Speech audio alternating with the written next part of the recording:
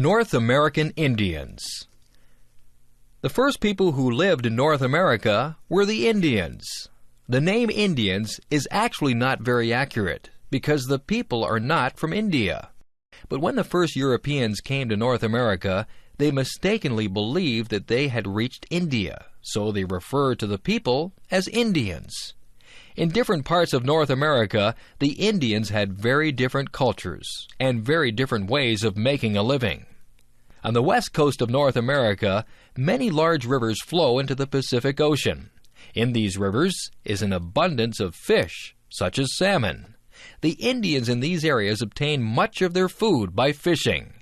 They lived in settled villages and became experts in carving wood from the tall trees of the area. They carved large canoes for traveling on the rivers and oceans, and they also carved tall totem poles. Totem poles were carvings of various animal or human figures, and often the poles had a mythical or spiritual significance for the people who carved them. Many beautiful totem poles can be seen in cities such as Vancouver or Victoria, in the Canadian state of British Columbia, or Seattle in the American state of Washington. The Plains Indians lived in the central prairie of North America. The various nations of the plains lived by hunting large animals called buffalo or bison. Horses were brought to North America in the 16th century by the Spanish. The Indians who lived in the prairie areas had learned to become experts at riding horses, and on horseback they could hunt the giant herds of bison. They followed the buffalo from place to place.